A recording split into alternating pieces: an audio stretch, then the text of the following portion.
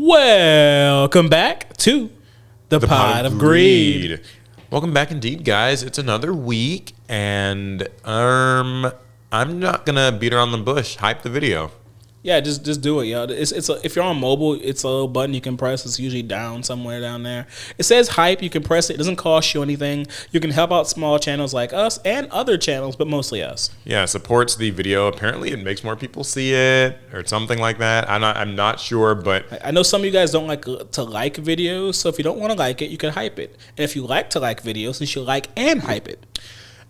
And without further ado, let's get into the Yu-Gi-Oh! News, I suppose, yeah? Yeah, let's dip our toes in some Yu-Gi-Oh! So this week in Yu-Gi-Oh! Has been a bit of a mix. Last week, I think we talked about Legendary Modern decks. Yep. A little bit how it got delayed. This week, it is coming out here for us in the West. Although, I have heard some, I don't say horror stories, but like caveats. Some people have had like printing issues in it. Okay, can we stop this narrative that like Yu-Gi-Oh cards have like somehow like bad quality? Every set has print defects now. That's just how it is. It doesn't mean that they're printing cards worse. It just means that's our new normal. Yeah, that's right. The bar just slowly lowers. No, people seem really excited about Legendary Modern decks. It's a product that I know I've been looking forward to. Not for myself so much as more just like I need them staple reprints. The product for people in general, and there are some good staple reprints in there. That's true. So I'm gonna try to pick it up maybe this weekend if I can. I'm just hoping I'm more successful with this one than the last like Dex product that I never got my hands on. I'm not sure if I want to make a video on it, to be honest. Why not? We're a Yu-Gi-Oh channel. Well, I mean, I'll make a video maybe opening it or something, but sometimes I'm like, do we want to do the duels in here? Because like that means I don't want to play any of those decks. Yeah, because I don't really like those decks, and I don't think I'm very good with them. So I'm kind of like, you used to play X Sabers. I saw you. Yeah, but you know how it is when your favorite deck gets new support now. It's different. It's not the same deck at all. Yeah, I'm always like, do I want to play these decks? Because like I don't really play Strikers. I don't really play Mitsurugi. I used to play X Sabers, but it's a different X Sabers. My problem is I could play one of those decks. I would play it poorly, and then I would just get berated chewed out in the comments. See, that's what it really is. It's like, people are just going to be like, oh my god, you're supposed to do this and this and other. And that's like one of the tough parts about playing like any modern Yu-Gi-Oh stuff on camera is like, these decks combo a lot. And it's like, I can't be asked to care enough about a deck I already don't like. It takes a lot to learn how to play a deck well. Typically, that requires you to be emotionally invested in the deck, yes, or at least in the results that deck will bring to play it well. But a lot of times, we make a video with a deck, and it's just because it's in the product, not because we actually like it. So yeah, it's so more hard detached to get there. Yeah. One of my favorite examples is, and we brought it up many times in the podcast, it was Stardust versus Red Dragon. Yeah, that's an age-old one. We painstakingly figured out Red Dragon and Stardust combos, and that could only be done because at least at one point you and I liked those dragons. Yeah. I think by the end of that video we hated them, but at one point we did like them. Yeah, now, with that said, doesn't take away from the fact that it's a very good product. Yeah, it's a fire product. But yeah, that's out. I saw somebody they're missing 2 cards in their Sky Striker deck. All right, Konami, I just defended you, and now you're shipping like products missing cards? Yeah, it was, that's something that I read. Also, like, just quality control. It's funny because the product got delayed in, I think, Latin America and some other regions. That's what we were talking about last week. Yeah, that's what we talked about last week. But the reason why they were delayed, because Konami made an official statement, it was because some of the products contain extra copies of cards, like 4 copies of a card that I guess was supposed to have only like 3 copies of, and so that would make the deck be illegal for play out of the box, which makes the product defective in the eyes of Konami. Okay, that makes sense. And like that makes sense, but it is sort of funny that like that's considered a problem. How dare the players get an extra copy of something, but we'll release it with, Oh, I guess that's true. If you're missing cards, like no big deal. Missing cards, those didn't sign, they got recalled. Yeah, so. 38 card deck's not legal either, so whatever. Anyways, just being a little petty, go buy the product. It's fun. It's great. Have fun with it. We'll go back to capping for Konami again. Don't worry. Yeah, we go very back and forth in this pod. Anywho, there's been some other exciting Yu-Gi-Oh news, like the Chaos Origins set got... Woo! a few more cards revealed. This time, Sacred Beast cards. Did you see this? Yes, yes. I mean, you have to be blind, deaf, and dumb not to have seen those. Not to offend anyone who's blind, deaf, and or dumb. Yeah, you'd have to be one of those things to miss this new Sacred Beast. Mm-hmm. These are a little bit different, though, because the way they're designed is apparently based on the character Kagamaru from Yu-Gi-Oh! GX, which, I didn't watch that. He was a big guy with a lot of muscles. He used the Sacred Beast, and then apparently Yubel used the Sacred Beast, and so this new Sacred Beast support, it retrains the 3 baseline Sacred Beast cards. Crazy thing to do. Adds some other support cards for them. It retrains the creator, because apparently he used that card in his duel too. And some players are a little bit upset because these new Sacred Beast cards are designed kind of to not work with the existing older cards, like the Dark Beckoning Beast, Chaos Summoning Beast, Opening of the Spirit Gates. Like, even the original Sacred Beast cards themselves do not really work well in here, because a lot of the support says things like summon a Sacred Beast monster, which the original Sacred Beasts are not actually Sacred Beast monsters, like, officially. And a lot of this stuff, like, there's no, like, level lockouts and name lockouts, and so... It's definitely a closed garden strategy. So some people don't like that. How do you feel about that? The fact that this doesn't play so nice with this stuff. I'm mixed. I like it because I've said for a long time, Konami needs to start, like, locking these decks up like traps so that we can't just let old cards and old strategies stick around forever ad nauseum. But at the same time, the Sacred Beasts are, treasured, long-honored cards in our game, and you've kind of just like abandoned them. So that feels kind of weird. Though they're not good, right? The Sacred Beast cards aren't good enough to really want to play them. I feel like it's always been a staple of, like, anime support. Whenever, like, an anime deck kind of gets support, is that usually there's still an excuse to run. Yeah, you carry copies of the old bad card with it. You still run the Bricky Dark Magician, the Bricky Blue Eyes, Ancient Gear Golem, right? Hey, don't mention my boy with those cards. So in that way, it's like, this is literally telling you don't even run the originals. It says you can't. They're like, they don't have Sacred Beasts in the name, so yeah. So it's a little bit weird, but I think that it's fine because, like, they are categorizing it as, like, these are 2 different characters' variations on the deck. This one seems a lot more very, like, just simple beatdown, right? Like, you're just summoning them, they're large. I noticed that with, like, a lot of the spells and traps and stuff, they multiply themselves. Like, the trap will just get 3 copies of the trap, and the spell will do the same. The original Sacred Beasts, each one of them kind of required their own deck to try to maximize the use out of them. Yeah. Reading the retrains, they kind of don't care. They're gonna get to their attack. They're gonna get to their stats one way or another. They're gonna get to the field, and they're gonna beat face. Yeah. And another interesting takeaway from the announcement of these Sacred Beast cards is that they, first of all, they revealed a few more overframe cards for them, which those look really cool. That was the fusion monster, I remember. Yeah, the new fusion monster, which does look really awesome. It's Phantasmal Sacred Beasts of Chaos. Though it feels weird that it wouldn't just be Armatile. It seemingly... But I guess Kagamaru didn't use Armatile? I don't think he did, but this card is Armatile. They're just not using the word Armatile. Well, it doesn't have Armatile's face, right? I guess that's true, but it's saying, like, Phantasmal... Oh, it's like, no, it's not Armatile. It's a combination of them. It's just all the 3 of them hanging out, and it's considered one monster for some reason. But anyway, so...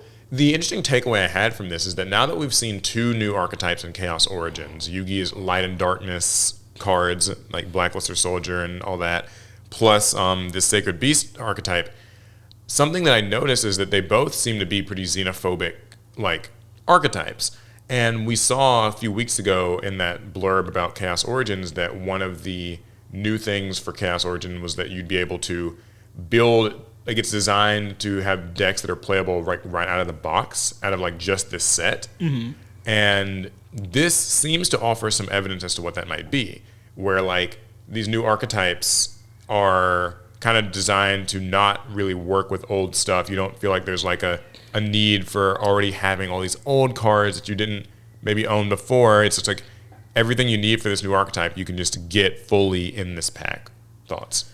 I mean, we've said for a long time that we wish that you could open up a few boxes of a Yu-Gi-Oh set and have a deck. Yeah.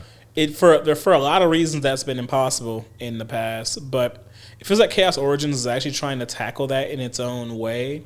We need to see more cards revealed for the set, because even if you can pull all the core cards of a deck, you don't necessarily have the like stapley fillers. So I need to see more cards. That's what to know I was how this thinking is gonna go. too. Where do the staples come in? Because like that's still going to be a big question mark in a second. Big question mark is like rarities, because none of this means anything if like the rarities are still kind of your typical TCG rarity structure where some cards only come secret rare.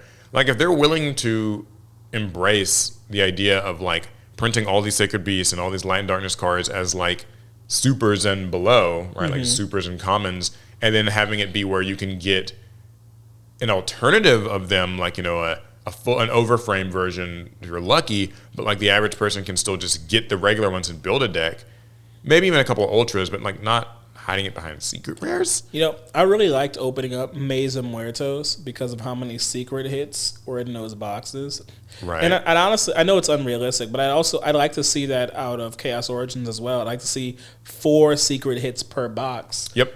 4 secrets, like 4 ultras. Just doubling that makes the box opening and then deck building experience a lot easier. It's an easier pill to swallow when you have 4 chances at maybe the one secret that you wanted versus the 2 shots. Yeah, so they'll have to, I think, change something, but it does look promising, so that's cool. And speaking of other things in the OCG, they're also getting Genesys Format.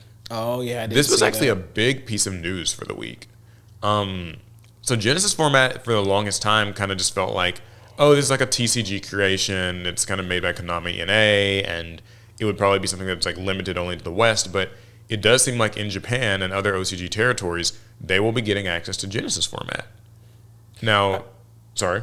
I know I haven't spoken to anyone that plays OCG or speaks OCG, and I don't know any OCG people, but I'd assume that there's probably been a lot of interest over in Japan, and that there's been like OCG players who are like, I'd like to play this format, and they probably reached out through whatever channels they have to talk to their version of Konami. They probably have more than we do. I wouldn't be surprised. I mean, and they brought Genesys to themselves. Is how I look at it. They say that it's going to follow the same point structure that the TCG is using, so that's pretty cool. For a change, we'll basically be we're the pioneer. The pioneers here. Also, though, it means that no cards that have not had the chance to be pointed are legal in it yet. So even though the OCG is ahead of us in terms of card releases, that means that their Genesys format won't get to use, say, Blazing Dominion or like Chaos Origins and stuff. We'll see how long that lasts. So yeah, that's going to be interesting because that would create a lot of dissonance if they were adding point values to sets that they got only. Because then it's like, well, will they get the same points for us? How does that?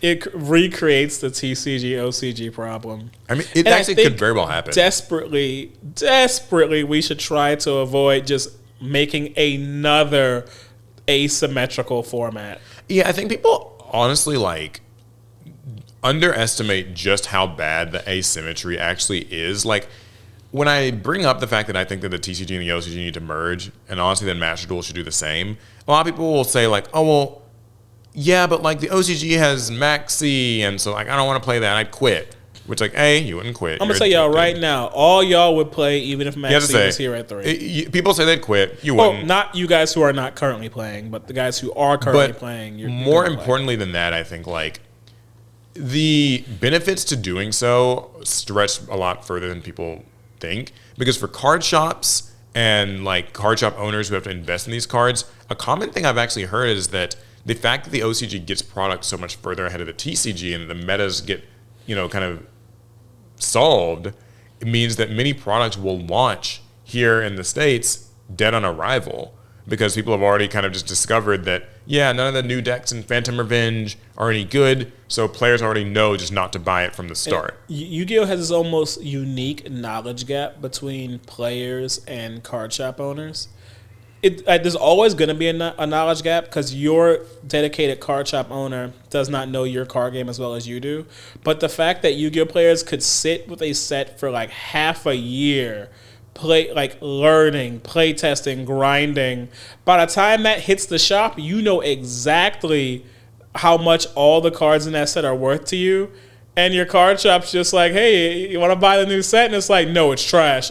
And they're confused and surprised, and you're like... And it doesn't help that with card shops, they have to do pre-orders for these products oftentimes. By the way, if you guys hear wind in the background, it's very windy. We're recording. There's no way the mics pick that, right? Sometimes I do. Anyway, yeah, and a lot of these card shops have to make pre-orders on cases and stuff for these sets, like months and months in advance before stuff is even revealed for them. So, like, it's a bit of a risk. Basically, they probably put their pre-orders in when Japan gets the set. Yeah, so I think that merging the two would be good. I honestly don't give a shit about whether Max C's around or not. It doesn't matter to me. I will play Yu-Gi-Oh! I think that it would be better to have them merged. I wonder if if the TCG and the OCG have Genesys format, I feel like there wouldn't be a barrier anymore to adding it to Master Duel. That's what people are saying. I mean, I want that too. Sometimes I guess I don't know. Like, my faith in Konami is always so shaky. Like, I could see them just never adding it just because they just don't care. Like, I hope they do.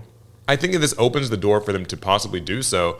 But people have wanted like retro snapshot formats in Master Duel for ages, and the most they'll ever do is those little time trial events that last for 3 days. We already know Konami doesn't like retro time snap. No, but they do like Time Traveler, and that's what Master Duel uses. But even then, it's still only like, it's not even a full event. It only lasts like 72 hours. You get 3 packs for doing it. Like, it's not like the typical festival where there's a lot of gems as your reward and a custom made or a custom, because they don't actually fully embrace it. And so, like, Another thing people have said too, though, is that this means there could be a Genesis Worlds like next year, not this year, but like, starting next year. Because if they're going to be trying to add Genesis to the YCS circuit, and now it's going to be a thing in the OCG, then it stands to reason that maybe in like 2027 you could qualify for Worlds Genesis. But they didn't announce that they would have like organized play Genesis format, did they? I don't know what they said exactly, just that it's going to happen, that it's following the TCG's point list. So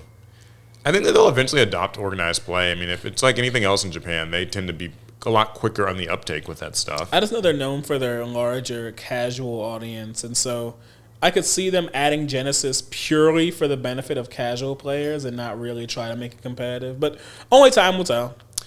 Yeah, that's true. As for me, I've been playing a lot more Yu-Gi-Oh! Master Duel myself. They added Radiant Typhoon. I feel like you say that every week. To the game, and so I've been really excited to play that. It's been fun. I've learned a lot about the deck, and now I feel much more prepared to use it in real life. Paul's going to win a YCS, y'all. That's right. The next Yu-Gi tuber to win one. Yes. I wish I could be the first. I'm going to go on Kalshi and bet on you.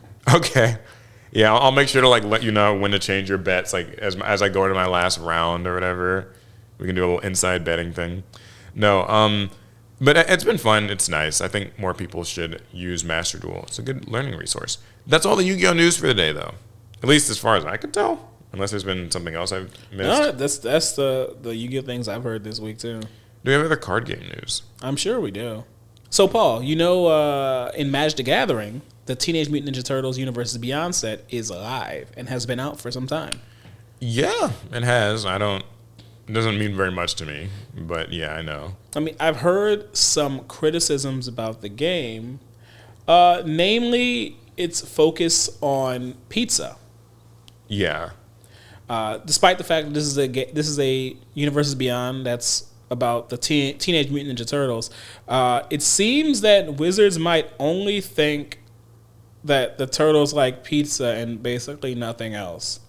Yeah, so like you're talking about like the artwork of the cards? So yeah, so I saw this article on Polygon. It says it's the 21 nastiest pizza cards in Magic the Gathering's TMNT set. And I was like, are there 21 cards that feature pizza? The answer is no. There's actually more than that. It's enough so that they were able to rank their nastiest. And I kind of want to show Paul just how many pizzas there are and just how disturbing the pizza flavors get as it goes along. Okay. So it starts off fairly safe with courier of comestibles, a human citizen creature. It looks like a fairly normal pie, and I guess this is like a girl who's delivering a pizza. with a black eye. Yeah, she's been in a fight. Yeah, I don't know if she won the fight, but she still got the pizza, so probably so. Then they have the Turtle Tots party scene. All the turtles are children, and they have their pizza. Like, when you see this picture, what do you think? What does this picture tell you about the turtles? I like pizza. Yep, that's what most of the cards seem to say. Then there's Study the Classics, another card featuring pizza. Or let's see, is Michelangelo, April O'Neil, and then 2 other mutant kind of characters. And they're sharing a pizza. Not doing any ninja stuff, just kind of eating a pizza. We apologize, by the way, to audio listeners. I know these types of stories are probably a little bit difficult to follow because, like, you're not really seeing it. That's true. They can't see it. Suffice it to say that these are just a lot of Magic the Gathering cards that feature the Ninja Turtles and have pizza. Like, if you scroll down to number 14, Food Chain, where... oh, that looks gross. They're all, like, just stretching the cheese off of one slice of pizza? It looks like it might be one slice that they're all kind of biting into. Yuck. You know, this reminds me, actually, some of these pizzas look okay. They do. It gets worse. Okay. They have I like their full art land pizzas. That's number 12. Oh, so it's pizzas. Oh, this is cute. Like, it's basically... this is creative. It's pizza with, like, an element that suggests, you know... Like the forest one has like a broccoli. It kind of looks like that'd be like a tree. Does it feel like they may have lost the plot a little bit because it feels like these are the teenage mutant pizza turtles and not ninjas? But hey, that's their business. But if you look at number 11, this one's called Spicy Oatmeal Pizza. Oh, this looks gross.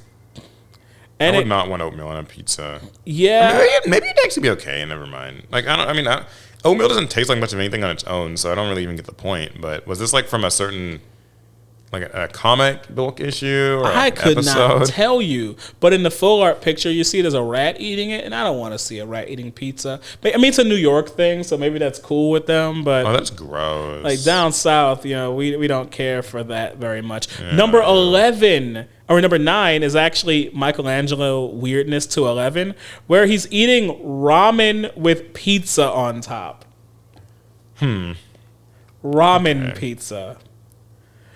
Number 8 is Dark Ritual. Splinter is throwing black beans onto a pizza with anchovies and chili peppers. Okay. Number 7 is Waste Not, where he's literally holding a trash bag with a pizza in it, and I think he's about to eat He's the like pizza. eating, I guess, the last slice he pulled out of the trash. Out of the trash. Okay. Number 6, I kind of like Dimension Pizza Soar. It's a dinosaur. It's a pizza. dinosaur made of pizza.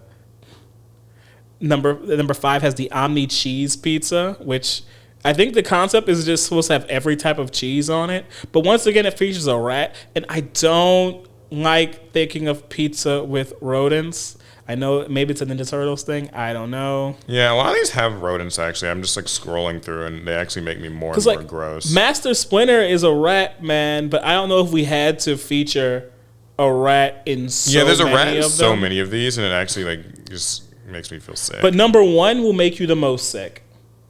By far. This is the anchovy and banana pizza. That is actually the name of the card. It looks disgusting, and I think fittingly, it also killed the rat. It looks like. It does like. Like it looks like the rat ate it, and it literally just passed out. You know, this reminds me of something that I heard about these cards, which was that people did not care for the art in general. Like I remember a lot of people were saying that they thought it was like AI generated, which I don't think it's AI generated. Although, like, who's to say? It's Wizards of the Coast. They've had. We know we can't trust wizards. But I remember I saw an interesting video or a synopsis of a video. I didn't watch the full thing about like how artists for Universes Beyond. It wasn't an AI synopsis, but Universes Beyond artists are not paid like as well, or like they're not incentivized to do their best work. There was something to it. I don't remember the specifics, but it's I guess they have to quickly create a lot of art because True. Universes Beyond sets tend to be large and like it was like a whole thing. So I feel like if that is the case, I don't feel like it would have started that way. I feel like sets like Lord of the Rings had really, really good art for their cards. yeah, I don't know what the timetable for the artists who work on these must be because I think that with Lord of the Rings it was probably earlier. They've been doing Universes Beyond for a very long time, but like I think that Lord of the Rings they probably had a lot more like prep time going into it. This I assume not as much so. And, this is just from having seen the pizza-themed cards. I'm sure there are others that don't have pizza. It kind of gives me the impression that, like, they didn't have a lot to go on with this. So they just made, like, a lot 20 of cards pizza. that are just, like, variations on pizza. That's like if they did a Universes Beyond with, like, Sonic the Hedgehog and, like, everything was, like, a chili dog. Yeah, like, every single card is just like that. It's just kind of, it gets Is that old. still a thing in, like, Sonic? Or is that just, like, something only old people remember? It's still a thing, but, like, it's only just... It's like more just thrown around as like a bit of a reference or an inside joke. It's not like they don't chili dogs everywhere. It's not really like that. It's just like if you know, you know, and if you don't, it's like kind of a cute. They don't overuse it, I would say, would be my thing. But I don't think these arts are bad. They are repetitive. Yeah. But I guess I am looking at a list of the top 21 pieces. I just think that when designing a Universes Beyond set, they make a lot of cards, and I think depending on the property, they might not actually have a whole lot to go off of. And it's a shame, but I think the Mutant Ninja Turtles are one of those properties where it's time honored. It's probably not the best for a full card set. That's what I always, I had this conversation recently with somebody of like, what does it take for an IP to have like a full card game? And outside of the, many other things, it needs to have enough actual characters and locales and like iconography to pull from. And I don't doubt that Teenage Mutant Ninja Turtles has enough for like a set, but it certainly couldn't be like a card game because there's just not enough. I mean, when you have a very finite list of protagonists, it's like you have 4 turtles, Splinter, April, Casey Jones. There's the rumored like 5th turtle. Rogues gallery of like villains, right? They have a few. I mean, like Bebop and like Rocksteady, then like Shredder, Oobtrons. Like those are like the most iconic ones, I think. But I don't know. It always felt like a kind of a small roster compared to things like Doctor Who or Lord of the Rings, where we're talking about like 50 different characters. Yeah, there's so much depth to pull from. Well, I got a Pokemon theft story. Oh. I think we have a couple, actually. I think I have one, too. Yeah, so this one's crazy. Man uses taco seasoning. You heard that right. Taco seasoning to steal $10,000 of Pokemon cards. He then resold the cards for a spicy $40,000 on eBay. I'm trying to understand what this means. I'm very, very confused. A viewer actually sent this in, but this is a real story. It just happened a few weeks ago. So the current Pokemon card price bubble has seen a very alarming spate of armed robberies in specialist stores around the world over the last year, and we've covered many of them. We have. So it's perhaps something of a relief to see a man eschewing the guns for taco seasoning. That's right, there were no holdups or guns aimed at heads in this story.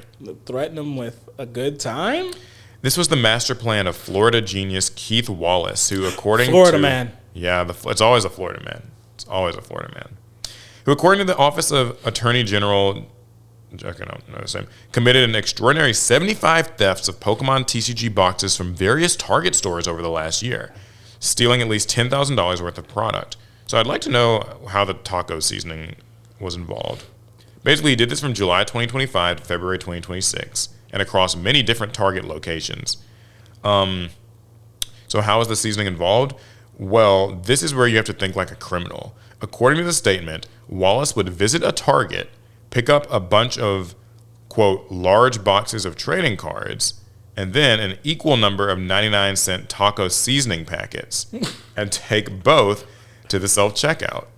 He'd scan and pay for the taco seasoning, but put the Pokemon cards in his bags, and then, well, there's a gap in the explanation. Perhaps to prevent others from repeating the crime? But however he tricked the scales, he'd then take the cards home and sell them on eBay. So, yeah. Oh my God. I'm very Yeah, like I said, I mean, they don't go into the full details, but like, so I imagine what's happening is you're getting like your cards, your taco seasoning, you're scanning the taco seasoning, and I guess because it just looks like a taco packet's about the same size and like dimensions of a card pack, that maybe like the machine, the little camera doesn't detect a difference, and so it just sort of like. I mean, if it's based, but I feel like taco seasoning and Pokemon packs shouldn't ring up the same. So when you try to exit the store with all those Pokemon pack barcodes, dude, does nothing ring? Yeah, I'm not really sure where the hidden step is there. If somebody works at one of these stores and can fill us in, I mean, maybe you shouldn't, because I guess that tells us too much about Let me know. But like, I am very curious how that worked, because like, I get the part about like, I guess I see seasoning packets all the time. Like, yeah, Alec is curious how he can get some Pokemon cards. I mean, like, I don't know. Yeah, this is very weird. He was using taco seasoning to steal Pokemon cards. You know what? I'll give him an A for creativity.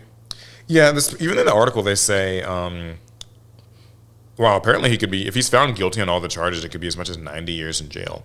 But anyways, the person writing the article says, I'm still a little stuck on how this worked. Assuming Target has scales at the self-checkout, could a 99-cent taco seasoning really weigh the same as a large box of Pokemon cards? And that's what I'm just very curious about that. It's weird. Yeah, I don't get it, but I feel like this should have been caught way sooner. Someone's walking out with 90, let's say, I guess it's not 99 taco seasoning packets, but if someone's like trying to buy like 50 taco seasoning packets, although, you know, I feel like that should ring an alarm. I'm not sure though, because like if you're if you're one of those people who runs like a little, like you kind of like you make plates for people out of your house, or like you're doing kind of a little personal catering. You go to Sam's and you buy in bulk. Well, right, but the idea of someone buying like, because just buying that many seasoning packets doesn't actually strike me as that weird. Yes, it does. Well, because like think about it, right? I think what he's doing isn't that like he's buying individual packets. They're saying that he grabs like a box of Pokemon cards, and then like he's getting those boxes of seasoning. You know, you're not getting. It might not be like a single pack. It's like those ones. Oh, it might be buying the entire box of a display. Because then that wouldn't seem that weird. It's just like, and something. It's for sale. I wonder what like the pull rate on those are. Yeah, that's right. Can you get a rare, super like per spicy display seasoning? of taco seasoning packets? How many God packs are there? All right, what's your Pokemon theft? All right, so my Pokemon theft. You know, I'm starting to think they always steal about the same amount, like dollar amount worth of Pokemon cards. Well, I think in these articles they had to just guesstimate a number. Tens of thousands of dollars in damages after Pokemon cards stolen in BC, that's British Columbia's lower mainland. Okay. Now, I'll be clear, guys. I don't know where British Columbia is. I don't know if that's in Colombia Canada. or Britain. Canada? Right? That's two different countries' names, and it's in Canada? I believe so. You can tell I might be ignorant, too. I am not educated, y'all. Okay. Anyway. So, you know, Pokemon cards are becoming so valuable that British Columbian card shops are becoming vulnerable to break-and-enters. According to the owner of an Abbotsford, you know what? This must be Canada, because I can barely pronounce that name, of an Abbotsford store that was recently broken into, Brandon Treptic, the owner of House of Cards, got one of those ugly phone calls at 2:30 a.m. A gang of thieves had smashed through his store window and stolen thousands of dollars in merchandise, including Pokemon and sports cards. In security footage, Treptic posted on social media, a group of burglars smash a window, then loop a chain and a large hook through the security gate, which they wrench out with their car. Oh, they were doing it. There's a video. You want to see? Yeah. You can see they did it's like an old fashioned break-in style where you hook your car up to the gate and then you pull off to break it. Yeah, man. That's and it's so blatantly in front of the security cameras. Ugh. That is, yeah. And then they rush in to go steal the merchandise. What's crazy is I think their license plate was visible in that video. Yeah, ripped all the glass and bars in one go, and they were in and out in 2 minutes. The police were on the scene within about 5 minutes, but the thieves were already gone. And I guess so. This tells me they knew exactly what they were looking for. That's what Treptic said. They knew what they were after. Who suspects his store was targeted? Yeah. I mean, he says that apparently it's been a bit of an epidemic lately. A lot of stores in the Lower Mainland, but I mean, yeah, I guess I shouldn't be too surprised. Like, these are probably people who frequented the store. They'd been there at least a few times, and they knew where things were, how to, where everything was positioned, how to quickly get in, get out, and they did. It's interesting because, like, I've always felt like, not to, I guess, rate different types of theft, because we shouldn't really be doing that, but, like... But we could do a tier list. But with stuff like this, it's like you're making such a mess of the... I guess I shouldn't expect, like, honor among thieves or whatever, but, like... Maybe just try to do this stealthily and like it sucks that like not only are you stealing product that you aren't entitled to, obviously that's wrong, but you're also just destroying like just so much property, like just the storefronts getting destroyed in the process, and all for what? For fucking Pokemon cards, and then once you get caught, you're going to now not only like be on the hook for the stuff you stole, but also the property damage that you did to this place. Because, I mean, you just broke down, like, the front of the store. There's glass everywhere. And, like, things are damaged. I don't know. There's nothing here to really say that hasn't already been said. Card shops are not these, like, they're not mega corporations making loads of money off of, the labor of, the weak and, like, in poverty. It's not like that. Card shops have bills. Like, as much money as you think your card shop takes in, most of that's going straight to their bills so that they can stay afloat. Yeah, they got to pay a few employees. People don't prosper off cards. They don't. Yeah, like this guy says, a store can't have this stuff happen and stay open. If this happened again, we just have to pivot into something different, get out of Pokemon, or get away from the attention that it has.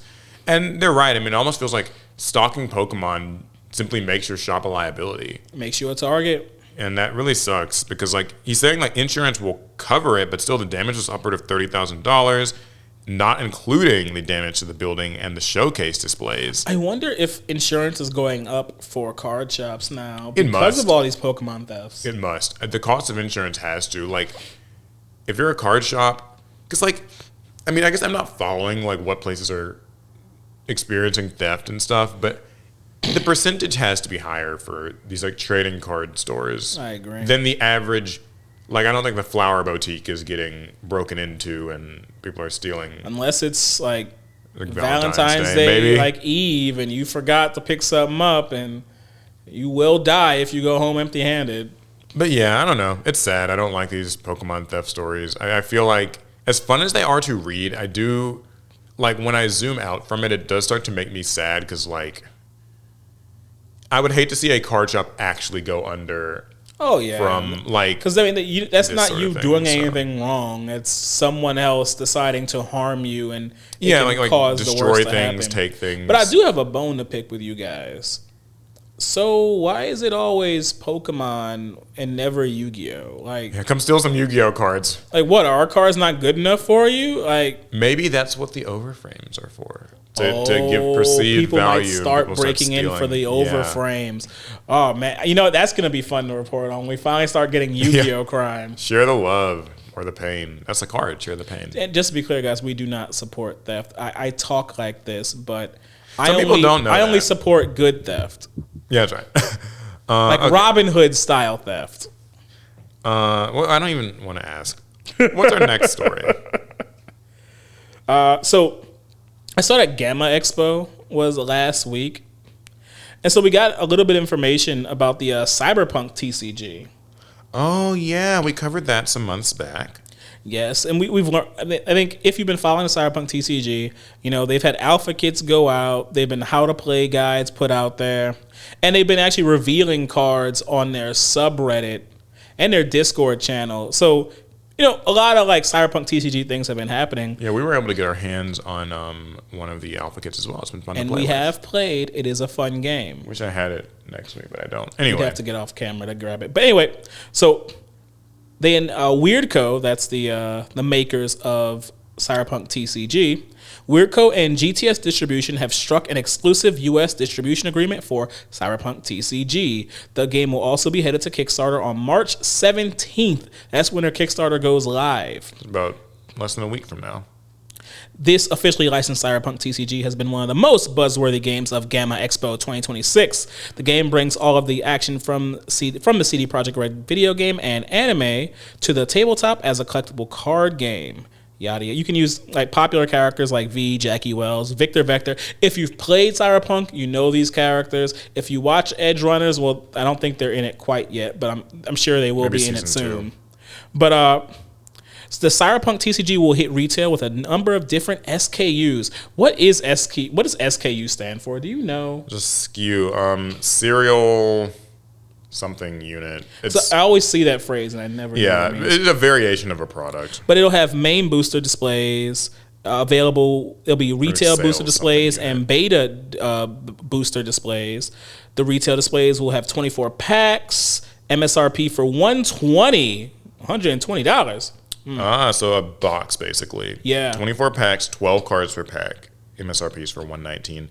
You know, that sounds high, but then I realized that apparently Yu-Gi-Oh has, God forbid I'm saying this, spoiled me, because this is apparently just a kind of a normal box price for games. Yeah, games are pretty expensive now. I think Yu-Gi-Oh is actually honestly, the if it's odd man hype, out. it gets way higher. Yeah. Because MSRPs and then what we typically pay are different. A lot of times you end up paying market price for products. Yeah, it's typically going to skew higher if the game is kind of hyped and in demand, maybe lower if it's Yu-Gi-Oh. And this will be their first set, so this will probably be like 1.5 times.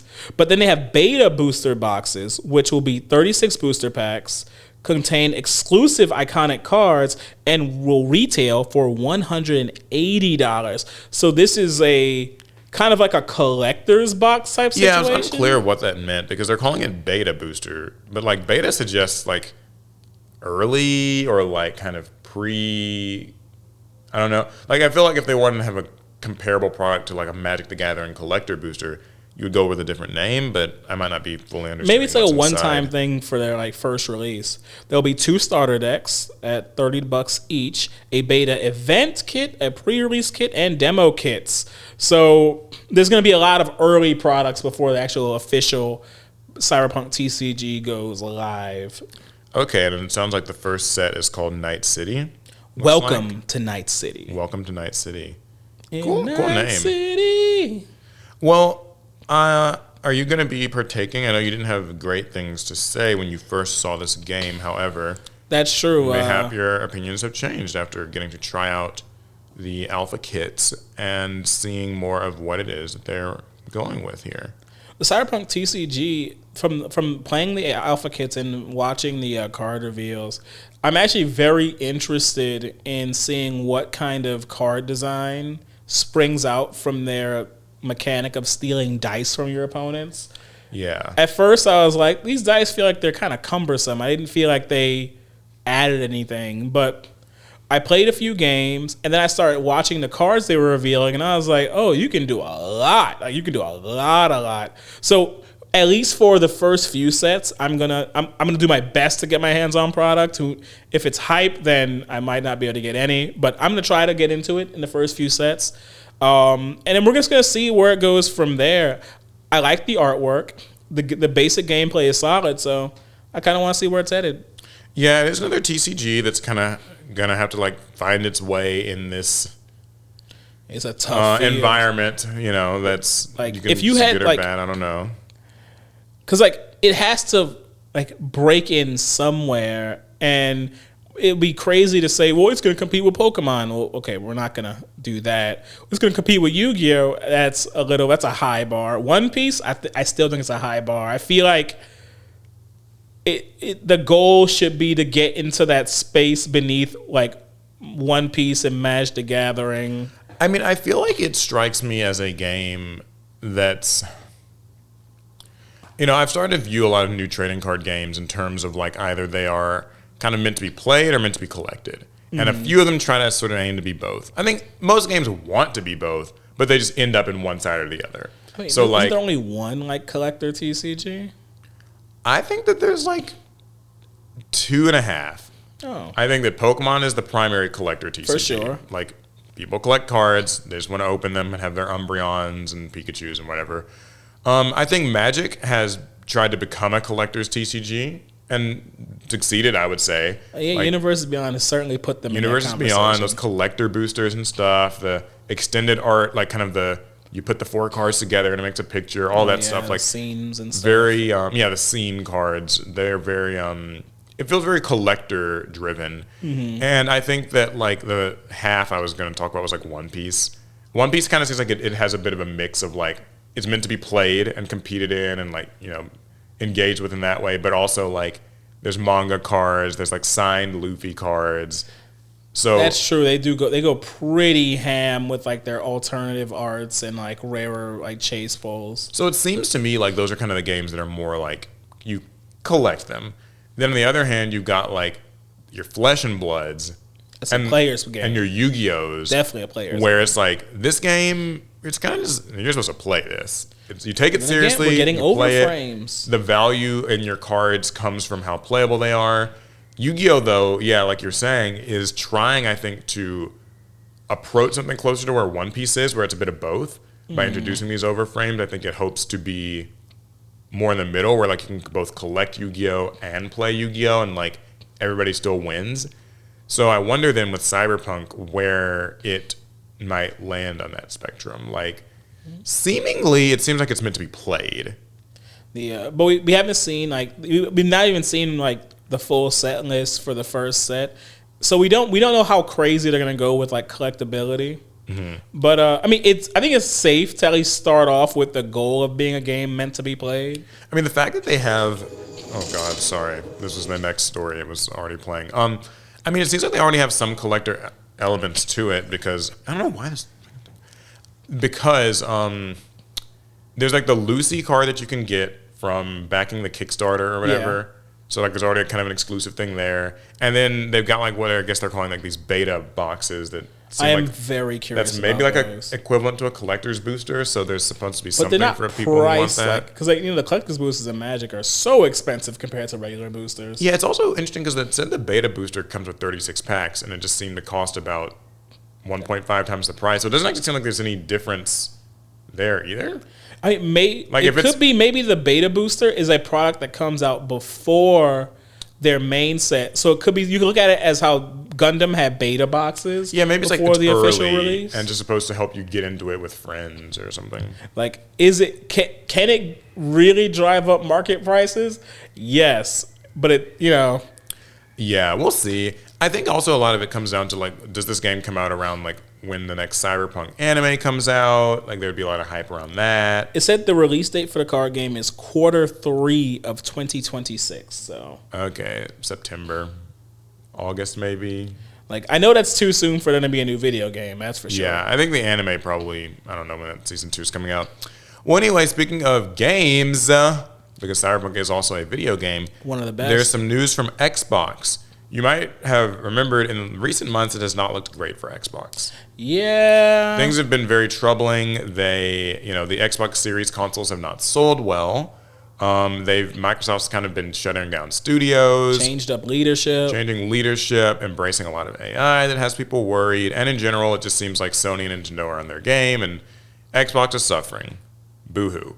Well, there is some new, hard to even call this news, but when they got their new Xbox CEO, people were like, "Who is this lady? Is she just here to like kind of sunset this whole Xbox thing? It's just the end of time, end of days?"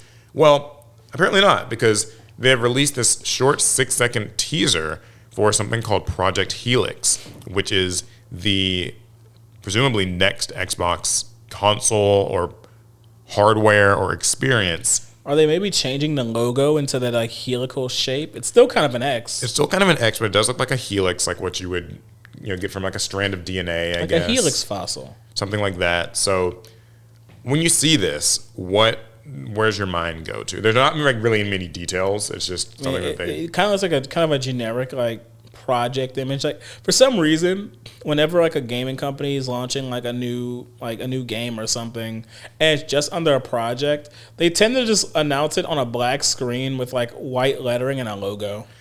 Yeah, my guess when I originally saw this was honestly that like they didn't even really intend to announce this at this time, but I think that so much of the bad press was, happening that they kind of felt like they needed to shut the audience up a little bit, like shut up the haters, because there were people saying like this is the end of Xbox, Sarah Bond and Phil Spencer are gone, this new lady's here, she likes AI, like Xbox is doomed. And so I think this was a good way to, just like silence the haters. And it seemingly Was it though? Well, it seemingly has at least done that much, because now people's outright, mourn and doom for Xbox has now been replaced with curiosity. Okay, that's true. So there's that. Now, there aren't really any details on this up until this past week at GDC, which is the Game Developers Conference. So there was an Xbox Developer Summit keynote address, which was delivered literally the day that we're recording this. And basically the synopsis is that they've revealed some of the specs for this new machine. And they say, our team is deep in development on our next generation Xbox console, Project Helix. We're pushing the boundaries of rendering and simulation in partnership with AMD, using FSR next to power what comes next. I don't even know what that means. FSR is like, I forget what that actually stands for, but like, it's some graphics like upscaling technology or something like that. Make game look better? Yeah, make game look good. Oh. Starting in April, Xbox Mode will also be rolling out to Windows in select markets. So this is something that's not, I guess, directly related to the console, but Or it a brings PC thing. Yeah, it brings a familiar Xbox experience to players while keeping the flexibility and openness of Windows. So I guess what this means is that on your Windows PC, you can now boot it into Xbox Mode, and that's going to have. Oh, you look a little bit like. I'm just trying to figure out what the point of that is. I guess it will have your Xbox game library, maybe your Xbox Live features, and presumably maybe Game Pass. You don't look impressed. So your PC can play video games now? There's got to be something more to it. I just don't know what. Because you could already use Game Pass with your PC. I think that what they're going for here, if I had to just guess, is that it's supposed to be something like what that Xbox ROG Ally was promising to do, where even though it is running on Windows, when your PC is in this mode, this Xbox mode, it will not have Windows background processes running, because a lot of Windows background processes can affect like game performance and like stutters and stuff in your UI. It's kind of like how on Steam you can go into like big picture mode, I think it's called. A feature that I've never quite understood. Used it very much, but like it's a thing you can do.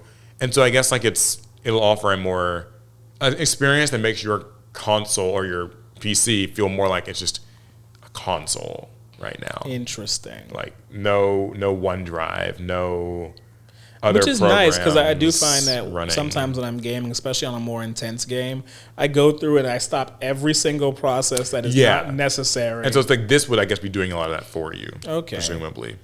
So yeah, this is their new console. They also say that for developers, the Xbox Play Anywhere catalog now spans more than 1,500 games, creating a powerful opportunity to reach players seamlessly across consoles and Windows. Can I play Pokemon on it, though?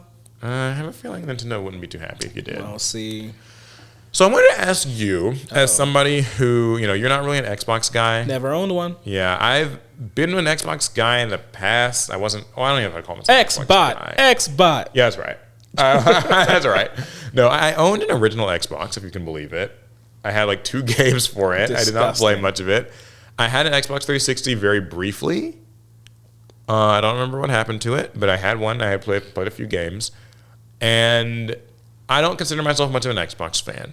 So I don't really have like a dog in a fight in that way. But I also I'm a firm believer that it's better that Xbox stay in the console scene for the sake of competition. It's better to have like more players in your market than less, whatever. So what I wanted to ask you is what's Xbox got to do to like flip the script here? This company that, like all eyes are on them. People think that they might just be going the way of like the Sega Dreamcast and stuff, like where it's just they're bowing out of the console race. And now they've announced this new console. What do they have to do? Like, how do you differentiate? How do you fight what Sony and Nintendo have been doing? What's the price got to be? When do you release it? They got to start acting right. You got Microsoft has first-party titles that are time-honored in gaming because the Xbox Live era was a thing, and make remake those games and do it right for once. Don't get bogged down in the Battle Pass live action era that we're in, the freemium era that we're in. Like, make a good Halo. It's not hard. You just don't use so many modern bells and whistles. Like, transport people back to when they were gremlins online in high school, where there doesn't feel like there's a barrier between them and accessing the new maps in whatever game they're playing. When people could expect for certain first-party Microsoft titles to release in like an expected frequency, instead of, well, we might get a remake of so-and-so in like 2028, I guess. Yeah, it has been kind of... That's true. Microsoft has not made a good Halo game as of late. I know the last couple have not been super well received. They've been rough. Anything else? What else do they got to do? I've heard that this console... So one thing I noticed is that they're kind of pushing for this parity between like PC and like console and PC. They're kind of like one and the same, in essence divided, but like kind of this, whatever. I don't even know. I think it's a pointless fight. So what confuses me a little bit about it is, how do you convince a person buying this? Like, what are you buying? Are you buying a console that plays games that you could just play on your PC? Because I think that's something that has kind of devalued some of the Xbox brand in recent years, is this idea that, well, I can get Game Pass on anything. So why do I even need to buy an Xbox console if I can have Game Pass on my PC, I can have Game Pass on my Steam Deck or my ROG, whatever, or this or that. They said that they wanted to have like Game Pass on the Switch if they could do it. They have to stop trying to do their cross corporate sharing about stop that nonsense. Microsoft is one thing, Xbox is another. When someone buys an Xbox, they should feel like they have something that only other Xbox owners have. Like, if you're just gonna port it all over on Game Pass and I can access it on my PC just fine. Nah, then it takes away the individuality. What was my point of buying this hardware if it's dated on release because it can't be upgraded after I bought it, and also its catalog is accessible by any other device and anywhere? Yeah, that's something that I think Sony and especially Nintendo has really kind of they've kept true to that, is you ain't playing Mario on anything but the Switch or whatever the current Nintendo console is. You're not playing Zelda, you're not playing Pokemon, right? You got to get their console if you want to play their games, and Sony is kind of sits somewhere in the middle. They've got first-party titles that they want to keep very associated with the Sony brand, but they have been pushing some of their games to PC 6 months to a year later. Oh, I should have grabbed this for the pod. I saw a headline, but I forgot to grab it. That Sony is kind of reneging a bit on pushing their exclusives on the PC. Yeah, I've seen that same headline, and people think that that's kind of something that they might be doing in response to this announcement of Project Helix, or just the general way that things are trending. My understanding is that is not confirmed yet. That's just a report, but I could believe it. I don't believe in the homogenized gaming. Crossplay is fine with me, but if a game doesn't have to be if it's not a multiplayer game that requires crossplay to see success, then don't do it. Let some of your games be exclusive. Let it feel like it's a reward for buying in. Yeah, I agree with that. I think that Microsoft has in that way kind of hoard out a lot of their cheapened your brand, their IPs. Tawdry tart. Yeah, and I think that there's a reason that they've done that. It's not without good reason. It's you can make a lot more money that way if you become basically more of a games publisher where your game's on everything. So now, who cares if Forza doesn't do well on the Xbox? The PlayStation people can still play it, and clearly more people have bought a PlayStation than an Xbox this generation. So there's something to be said there. And you can get all those sales from PC gamers. You can get somebody playing Game Pass Ultimate on their toaster or their smart fridge. The end of the console war. We want you to show up ready to fight. We want you to show up with some shiny hardware that's cutting edge and then with a rollout of exclusives that we cannot play anywhere else. Like, really take it to Sony. That's ultimately what defines these console wars. Now, speaking of shiny hardware, the suggestions around this console seem to be that the specs are really good, but that the price is really high. We obviously have no like concrete pricing information, so this is all conjecture. But I remember in that one but that one interview with Sarah Bond, she said that like the next Xbox is going to be a luxury. That was her words. Yeah. Luxury, like kind of high class gaming experience. Rumors were saying something around between $1,000 and like $12,000. At what point? $1,200 or $12,000? $100. Sorry, $1,000 and $1,200. We're talking cars now. $12,000. So Yu-Gi-Oh deck. No, that feels like that's a high price. It is. That is beyond what, in my mind, even translates as game console.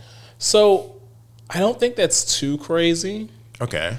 Because phones cost $1,000. Yeah. And if you're gonna actually tell me like you're gonna hand me a phone and hand me like a PlayStation 5, then you tell me my phone costs 3 times as much as my PlayStation 5, I'm like, then what is this console? Like, if my phone is worth 3 times the price of it, did you really like put everything you could into this console to make it the best it could be? Like, I'm not saying that the PlayStation 5 is cheap and that all consoles should be expensive, but if Xbox is going to make the very best console that they can, and they're advertising it as such, maybe it's fine if it's as expensive as a phone. We all have them, which means we have paid for them to some degree or another. Yeah, I guess it's a weird cross-shopping situation where, like, a lot of this, of course, depends on, like, you know, what does the PlayStation 6, whenever that theoretically comes out, like, what is it priced at? What is its value proposition? You know, because Sony really got off easy with PlayStation 5. They flubbed that and somehow still won the console war. Yeah, I know. I mean, I don't know. I think, like, the biggest difficulty I see with a console that costs $1,000+ is parents and kids. Oh yeah, it's like, a huge I think that barrier. For someone like you or me, like where we research our purchases a lot, so we can like decide to rationalize a high priced thing. Maybe it works, but like, you know, you tell mom and dad who are buying a gift for like, you know, your little brother for Christmas, they're not spending like $1,000 on something for like a 10-year-old. They will. Okay. I think gaming is one of those weird things. Gaming and children, it's one of those things where people have always found a way. Mm-hmm. Like our incomes aren't increasing. Games and accessories are getting more expensive.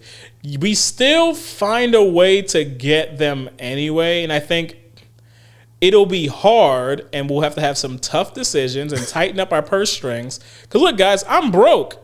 Don't have a lot of money, but if the next consoles come out and they're in that $1,000 price range, I'm gonna fight and scrape my way to get there because I don't want gaming to leave me behind. I'm happier when I have a console, so I'll do what I gotta do. Interestingly enough, I would have maybe agreed a while back, like maybe let's say 10 years ago, that like, yep, mom and dad are gonna move mountains to get kids these consoles. But you know what like the case is now? Yeah, mom and dad, a lot of times they're absentee in their single-parent households. Well, that existed 10 years ago. Oh, okay. But what didn't exist 10 years ago was Fortnite and the fact that you could play it on literally everything. So, I got Fortnite on here. Yeah. Oh. I don't. It does. So, you know, like, does little Jimmy need this new Xbox when he seems perfectly content to play with his friends on Fortnite and Roblox on his Nintendo Switch? I mean, I think his that's live service game. That's a question that Xbox and Sony have to answer. How do we get kids to want these new games and then to want the hardware that comes with them? So the last thing I'll add to that is that I think that it's going to also come down to like, I think that when we hear all these specs and it's like this product is like a PC and a console, it's like a hybrid.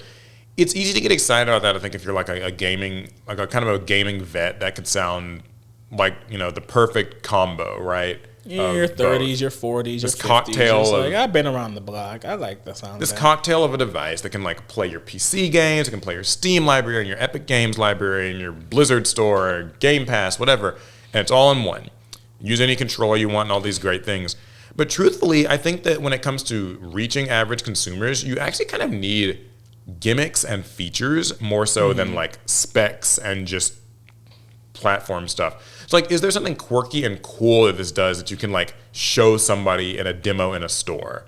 You know what I mean? Like kind of the Nintendo Wii had like, you know, these like Wii remotes, or like, you know, is there something like kind of weird with VR, or a 3D screen, or something silly that just gets the average I'm not following all of this gaming stuff person to be like, whoa, like that's cool. That's a reason to buy this new thing, as opposed to us where we're just like, oh, we know it's the new thing. We know it has better specs. So like, we'll do what we have to do to get it. I wonder if there's like a feature that could be like that. Because I think that like as technology progresses, it feels like there's like fewer and fewer of those things that I'm seeing. Like I remember the PS5 had like the adaptive triggers where they're resistive or whatever. It's fun when they use it. Kind of a small little thing. I know like the PS3 had the thing where you can like tilt the controller. The gyroscope. Which the 6-axis controller thing. Like, didn't like that as much. Yeah, and to be clear, I don't really find these features to be like that big of selling points, but like, I don't know, like at $1,200, isn't the Steam Machine supposed to be like coming out this year? And like that kind of offers a lot of what this seems like it offers, and presumably that'll cost less. Presumably, I don't know. My phone was $1,100 and it doesn't do anything special for me. It just sit there. I think that says more about you and your purchasing habits than. All right, a lot of people's phones cost that amount nowadays. So do you mean to say that you'll be buying a $200 phone in your next upgrade cycle because it's the same as the phone you already have? Well, luckily, guys, I don't know if you know this, but Samsung offers amazing trade-in value on your phone. Basically, if you just keep your phone in good condition for a year, you can trade it back to Samsung for most of what you paid for, and you pay very little comparatively for your next phone. Which will be another like $1,200 upgrade. But I'd only pay like $300 for it. We can really see why you're like Samsung's #1 customer here. No, I don't know. Listen. You were the one who told me about the trade-in deals. No, I just told you the new phone came out. No, back in like you knew about the trade-in deals. S like 22 or whatever. You were the one who told me about Samsung's deals. Okay, well, anyway, listen. I am optimistic about this new Xbox. I hope that they can figure something out because it hasn't looked very good for them these last few years. It really has not. They took L's after L's after L's. Project Helix, good luck. Sounds like it's coming out in like 2028. They said they're sending developer kits out to people, like software development kits out like later this year. So I just wish they would have had a picture of the stupid thing. That's all. Like maybe we'll see it like an announcement without even a picture of what it looks like. You don't have to even have. You could have just had a box that didn't have anything inside of it, but it looked cool. That's all I would have needed. Well, speaking of their competition, here's a little quick story about Sony. Sony seems to be testing. Sony pony. Yeah, that's right. Well, this might not make me sound like too much of a Sony pony. I'll tell you that. Uh-oh. Sony seems to be testing dynamic pricing for digital games. Oh, Jesus. But you shouldn't start panicking yet. So people have reported that they're seeing different prices for digital games like on the PSN store. Right. Depending on the region that they're in. So first noticed by price and sales tracking site PS Prices, it seems that Sony is testing a large-scale A/B price experiment. According to the specialized site, the same games are shown to different users at different prices. So far, over 150 titles in 68 regions have been reported as experiencing this dynamic pricing, and it appears that the test has been running for over 3 months. So it started as early as November 2025, and it isn't limited only to Sony's AAA titles, as it's also even been affecting third-party releases. Users are randomly placed in control or test groups and are seeing different prices for the same games. So, yeah. Now, there is... What do you think about this? When you hear, dynamic pricing, I know we've talked about this. I don't care about I don't care for dynamic pricing in gaming because it does not cost more for me to have the new like Spider-Man 2 from the PSN store versus someone in Canada. Yeah, that I agree. So I don't know why would we pay two different prices? Yeah, no, it's interesting. I think the dynamic pricing, surge pricing, you guys, if you've listened to this podcast, know, not a fan of it. Neither of us. We don't like it. But at least the if we're going to give it the benefit of the doubt here, at least you can say with the idea of like dynamic or surge pricing that like there is a limited supply and demand might be outstripping supply, and so that's why you're paying more for your Uber ride or your Wendy's meal or your thing at the grocery store because there's less and more and whatever. That's the most charitable thing I can say about it. I don't like it still, but let's just put that out there. That does not apply with the digital storefront where it's a digital storefront. There's no supply. It's limited. Infinite. Like you can just buy, whatever. Anybody can buy Spider-Man or God of War or whatever. And so that is already why I don't like this. Now, the caveat that I guess makes this feel ever so slightly more digestible, they're saying, is that this is only applying to discounts. So nobody is ever paying higher than what the MSRP is. It's that let's say that Spider-Man 2 normally costs $70. Right. But sometimes it goes on sale for $59.99 instead of $69.99. Well, some regions might have it for like $59.99, some might have it for $56.99, and some might have it for $62.99. They're all discounts. They're all like, 12.5% or 10% off or 15% off, but they are still like variable. Does that change your opinion on it at all? Because nobody is paying any higher than MSRP. You're just being delivered different prices. How do you feel? I'm mixed on it. Like, it's good that no one's paying like higher than normal, but Spider-Man 2 is an older game now. Like, selling it for full price is kind of iffy with how we're used to with video games. When a game is old, you buy it for less because it's no longer new. That's just kind of how it used to work in gaming. But so I expect to see a discount on a game like Spider-Man 2. But then some territories getting a lower price than others. If the justification was that some areas have like a lower like earning potential, like lower wages, where like lowering the price that to a more acceptable degree in territories like that could make sense, but I feel like that's not what's at play here. What I was curious about is like what is determining what surge pricing you get, because like it's not everybody, it's just sort of select users and stuff. And whereas regular surge pricing might be determined by like time of day or something, I'm wondering, is it like just based on your past gaming habits? Like because that's all they would really have to base it on, I would assume, is and then I wonder, like, is that even, and I might be ignorant on this, I'm not even sure how legal it is to like offer the same product to many different customers at different prices.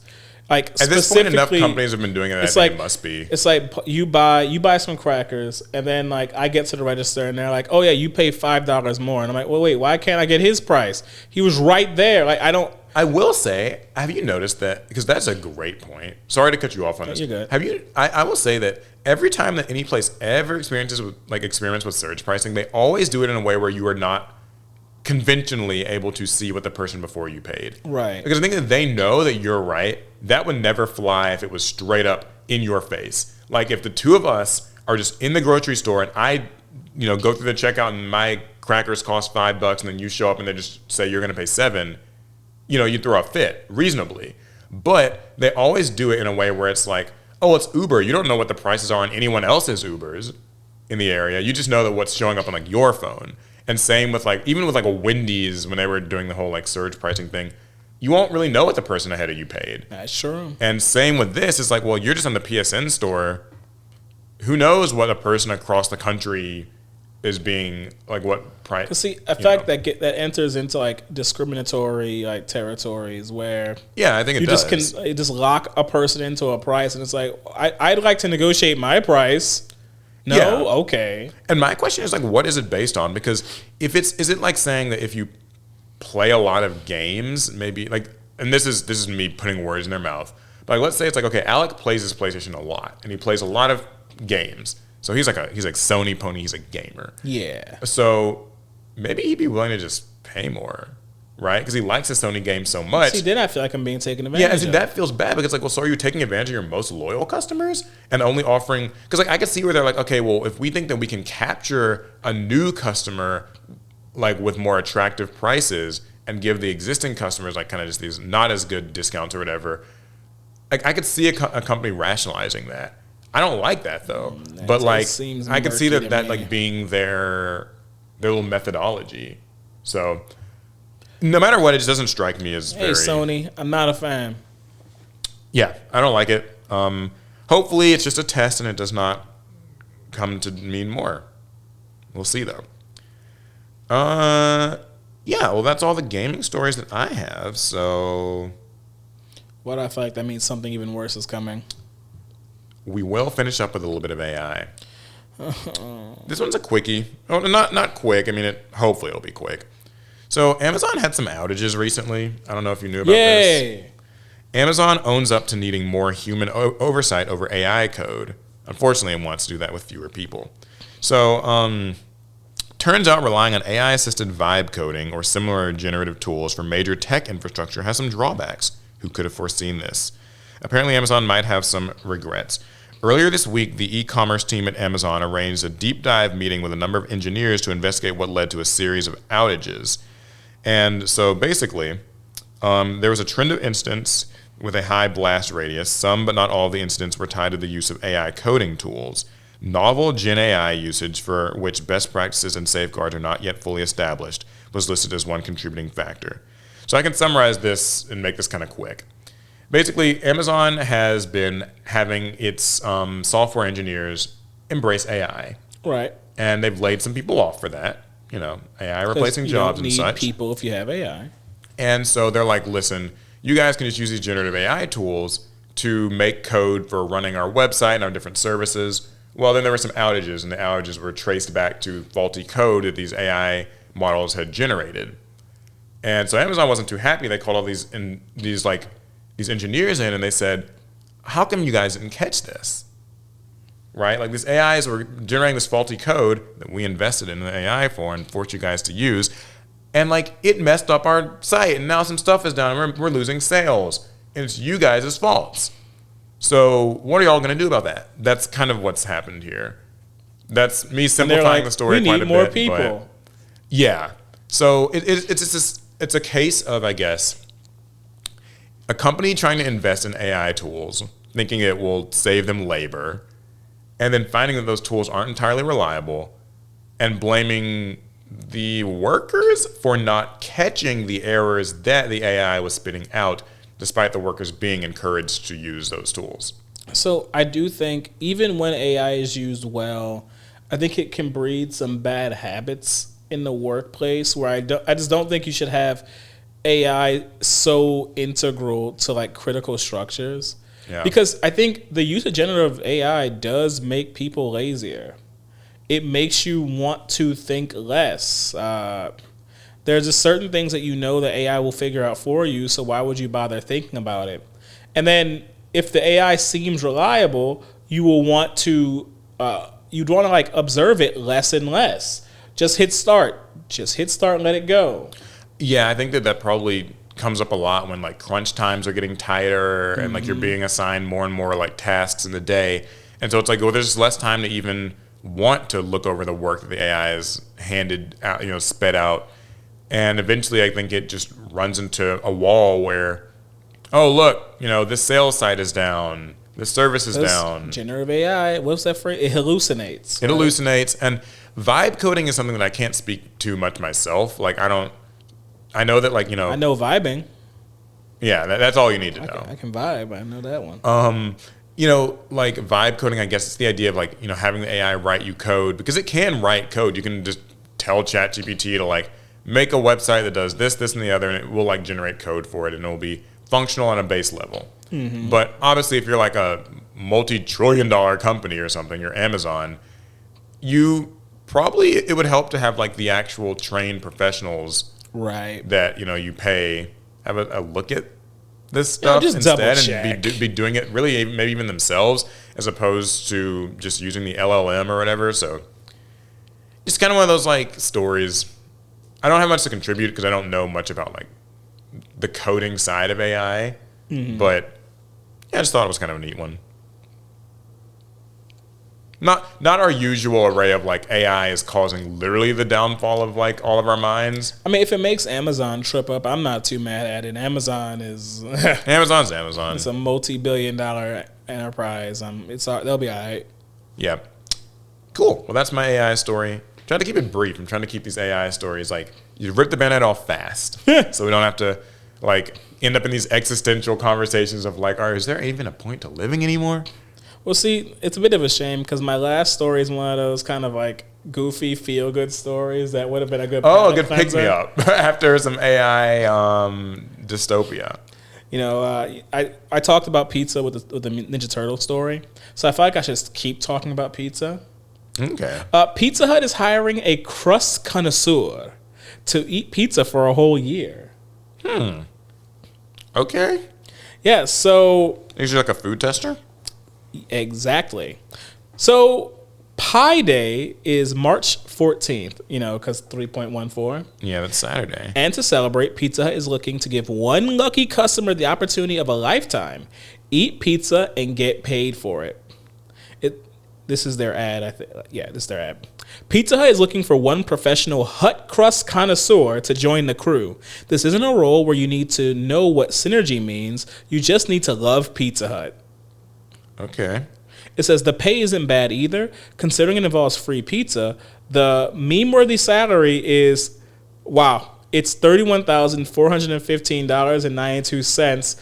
That is still pi. Yeah, that's the first few digits of pi. Which, for all you math nerds out there, is the first few digits of pi. Yeah. So the hut crust connoisseur job is part of a promotion for the chain's updated hand-tossed pizza with garlic parm hut blend. I always liked that. Which, according to Pizza Hut, is the first change to the recipe in over a decade. So I guess you would get to taste all their latest and greatest like pizza and crust like combinations and new flavors, and you actually can get paid for it. $31,000 a year just to eat the getting pizza. Free pizza. It's not bad for a year of work. Like, here's what they say: instead of a resume, they're asking applicants to just film a video of themselves eating the hand-tossed with garlic parm hut blend crust finisher and post a review to Instagram using hashtag #PizzaHut_contest and mention the hut crust connoisseur job. And from there, you just submit your review to the website and hope for the best. The judging is going to be based on creativity and originality, 35%. Okay. Food passion and personality, 50%. That's like the biggest. I'm passionate. Do you have food passion and personality? I love eating food. Social presence and comfort with sharing, 10%. I don't share my food. And practical fit, 5%. I'm not very fit. I mean, I don't think they're talking about that kind of fit. Oh, okay. You're a pizza eater. I don't think they were hoping for. So, in addition to the salary, the winner will get two $260 Pizza Hut gift cards. Why? What they gonna need them for? They're about to get a year free pizza. You can get your friends like pizza and stuff. I don't know. Guys, I'm having so much fun eating Pizza Hut. Here's some free pizza for you too. This job listing comes after Wendy's announced that it was hiring a chief tasting officer with a salary of $100,000. That seemed like that was a more like official job, though. This seems like it's more of a meme. Okay, so Alec, you're gonna apply to be the Pizza Hut crust connoisseur with your video. I know that I can eat. I know I look like I can eat. No, don't say that. I'm not trying to have a resume that says I can eat. So your reason for not applying to be the crust connoisseur that's a bad look. Because you don't want to look like you. That's a bad You don't look. want to look like you eat pizza all the time. Professionally fat? I mean, but think about it. There are mukbang channels and food reviewers and stuff. Exactly. So. And that I feel like there are people who have been professionally fat for so long. This is really for them. Like, I don't want to be professionally fat. That's not my move. Well, outside of that, though, would you think this would be like a cool little gig to have? Like, I would do it. And I don't know how much pizza you have to eat because it seems like you're kind of more like it's like a taste testing thing. Like they're gonna. You wouldn't have to like polish off an entire pie every few hours. Because if they were asking me to because I don't eat very much food. Surprise, surprise. Look at me. But in New York, you did eat quite a bit of pizza in separate sittings. The thing is, if there is you have to finish a whole pizza every time you do this and do it all on camera. good luck. I can't be, but I think if it's like, they're going to try out different blends, eat like once a month or something, maybe you get one. Like I could. You think you can, they're paying you $31,000. You think you can eat it once a month? That's not how jobs work, Paul. You got to go in every day. It's an 8-hour God, that shift. makes me so gross. That's so disgusting. They don't expect you to polish off a pie every like 4 hours. Do you think you could eat like a pizza a day? Not every 4 hours, but like. I wouldn't want to.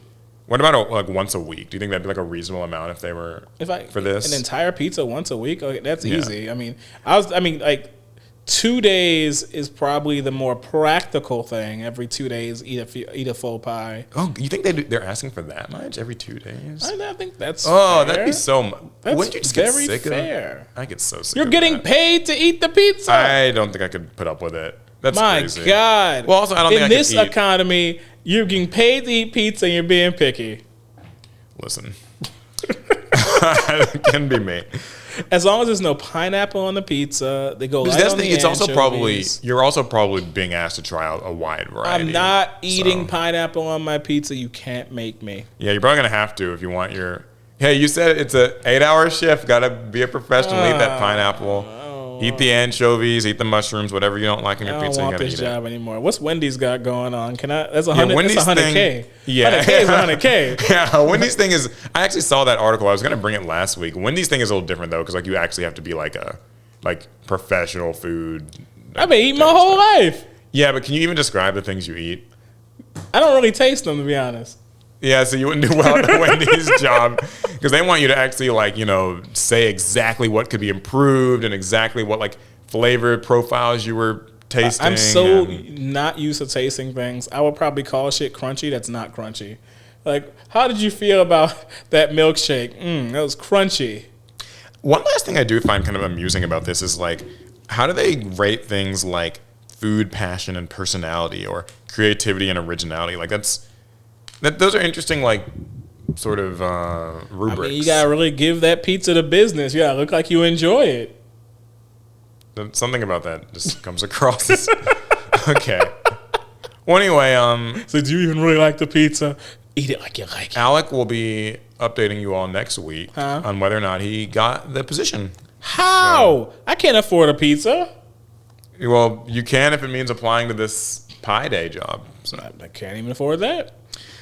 All right, well, that's pretty much it. Now, next week, we're going to be doing, assuming no major news stories drop, a Emptying the Pot episode. That's right. Because you guys might have noticed that we have not been doing too many viewer questions at the end of some of these pods, but we have been seeing all the questions that you guys have left, so we are gathering them all together, and next week we will answer a bunch. There are some really great ones that I'm looking forward to doing, so I think it'll be fun. Leave them at the link down below, or you can also leave them on the channel community page.